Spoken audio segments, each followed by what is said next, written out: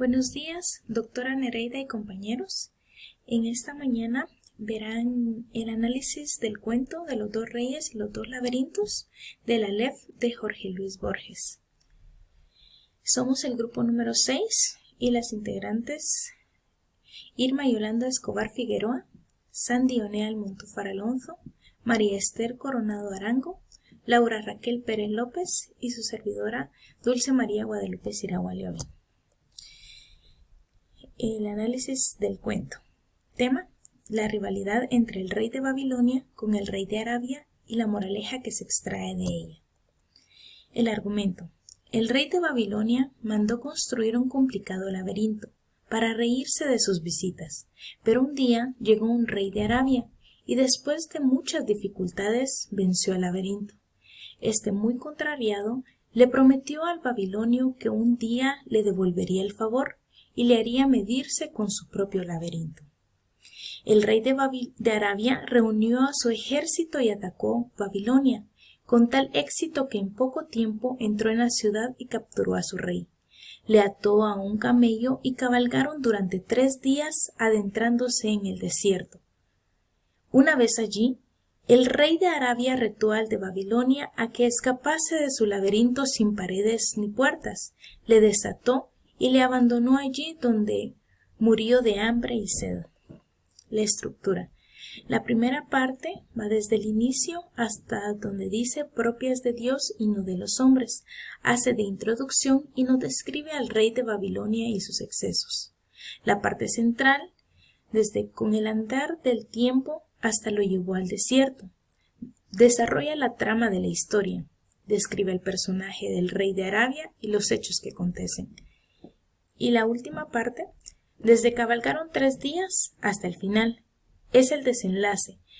Nos explica el final de la historia y de ella podemos extraer la moraleja del cuento. No desees para los demás lo que no quieras para ti mismo. El punto de vista del autor. El narrador es externo, ya que cuenta la historia en tercera persona, repitiendo lo que él mismo ha escuchado de otros. Solo sabe lo que ha oído. Los personajes. No hay una descripción física de los personajes, pero podemos extraer del texto varias características de cada uno. El rey de Babilonia es una persona poderosa y soberbia, ya que invierte sus recursos en un proyecto grandioso solo para reírse de otras personas. El rey de Arabia es un gobernante también con mucho poder, pero más prudente que su vecino, y cuya determinación es muy fuerte. El análisis del lenguaje literario. Es una obra escrita en prosa, en un lenguaje un tanto extraño, como si quisiera parecer lejano en el tiempo y el espacio. Utiliza descripciones breves y con pocos adjetivos, aunque hay algunas expresiones como pertenecientes a otras culturas, como por ejemplo, si Dios era servido, o sustancia y cifra del siglo. El desarrollo del tiempo es lineal, aunque se refiere a hechos ya ocurridos en el pasado. El análisis crítico del texto es una fábula entretenida y de la que podemos extraer varias moralejas. Por una parte, que por rico y poderoso que uno sea, siempre puede haber alguien más listo, más poderoso o más sabio y ganarnos la partida. Por otra parte, entiendo que el rey de Babilonia pagó cara a su soberbia al buscarse problemas que antes no tenía. Muchas gracias por su atención. El Aleph es un libro de Jorge Luis Borges que fue publicado en 1949, la primera edición, y se compone de aproximadamente 17 cuentos y se encuentra dentro de la literatura fantástica. Esta es una reseña. Dice: los cuentos de Borges siguen siendo un ejemplo maravilloso de la innovación humana, del engaño y la complicidad por parte del escritor. La historia resulta sencilla para un hecho complejo. La propia existencia del Aleph, el punto, el lugar donde se puede contemplar todo el mundo desde todos los ángulos. Esta es una reseña que se hace en una página de libros, Lecturalia, y aquí está: El Aleph y la hiperrealidad mística, por parte de María Luján Tubio. Las ideas principales del documento es la variedad de sus elementos fantásticos, satíricos, autobiográficos y de lo patético de los cuentos ahí, en especial del cuento del Aleph. Cuestiona las expresiones y representaciones de la realidad tal y como la conocemos. Representa al Aleph como un simulacro de la realidad para revelar de manera epifánica un problema epistemológico fundamental. Lo real y lo irreal ya no pueden ser diferenciados en el mundo que habitamos. Sugiere la existencia de una diferencia inevitablemente borrosa. Entre otras, el Aleph, al igual que toda la representación totalizadora de la realidad, no puede ser más que un fenómeno no hiperreal. Lo sagrado es contrastado, superpuesto e integrado con lo abyecto, lo que ayuda al lector a enfocarse en las verdades carentes de trascendencia.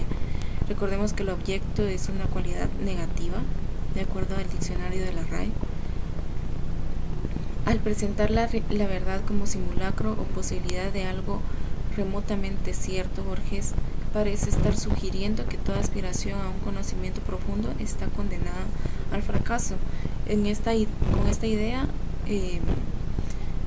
hay filósofos que se han planteado cuál es la verdad absoluta y si ésta existe. Luego cada uno tendrá alguna verdad absoluta, lo cual nunca nos va a llevar a que hay una totalmente absoluta. El Aleph evoca lo abyecto mediante la aparición de imágenes desagradables y aterradoras y mediante la alusión a una realidad múltiple y desconocida. De igual manera, María menciona que describe a su amor por Beatriz como devoción. Ya en esta parte del documento se empieza a relacionar con la Divina Comedia. Sin embargo, también gracias al documento se puede ver cómo Borges intenta plantearse lo que se concibe como religión, colocando pues esto, ¿no? La devoción, un rito, el sacrificio, como muchos puntos que se han visto en la religión, los trata de transmitir y relacionar con la Divina Comedia y el cuento del Aleph. De igual manera, María menciona que el Aleph no es más que una visión hiperreal disfrazada de experiencia sobrenatural, que todo el sentimiento que está sintiendo Borges, que es el personaje, por Beatriz, se vuelve como muy fuera de la realidad, algo que no está o no se concibe dentro de nuestra realidad, como en esta dimensión, si lo queremos ver de esa manera. El vocabulario relacionado con lo religioso es utilizado por el autor de manera excesiva, con el objetivo de recrear un ambiente propicio para el encuentro. En esta parte pues es entendible incluso si nos podemos a pensar el escoger el Aleph en la creencia judía es muy importante, ya que es la primera letra de todo su alfabeto, no tiene un sonido, e incluso la forma o la manera en que se escribe parte de la línea atravesada, de tocar el cielo con la tierra, en la cercanía de Dios con el humano. Entonces trasciende en este punto, ¿no? Ya nos pasamos al recorrido de la literatura fantástica. Entonces, el surgimiento en pleno romanticismo es en América Latina. La literatura fantástica surgió en pleno romanticismo. Aparece también con Fermín Toro en otros textos de la época. El tema de lo trascendente también se revela a través de asuntos relacionados con el más allá.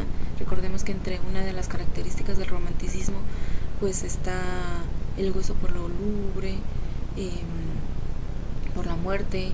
Entonces todo esto nos va con lo oscuro, nos va relacionando y nos va abriendo las puertas a la literatura fantástica. Las ideas de los positivistas, hechos aparentemente sobrenaturales ya no causan incertidumbres, se vuelven normales.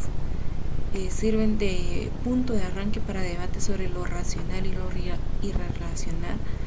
También a partir del romanticismo en esos siglos, pues la ciencia toma un auge muy fuerte y muchas creencias pues se van explicando gracias a la ciencia. La irrupción de lo desconocido deja una puerta abierta hacia otra realidad, de tal forma que pueden entrar elementos conflictivos. Luego nos saltamos a Rubén Darío y Leopoldo Lugones como los primeros autores de la literatura fantástica. La decidida apertura hacia lo fantástico, lo extraño, lo maravilloso son las principales características en las obras de estos dos autores. Y ya anticipación de los motivos, entre toda una serie de textos de este periodo que anticipan motivos, a menudo reelaborados en textos posteriores a Lugones. La historia de un mono a quien su amo, un científico, le quiere animar a hablar y que muere en el momento en que pronuncia sus primeras palabras, ¿no? Un cuento que invita a una lectura metafísica a replantearse en realidad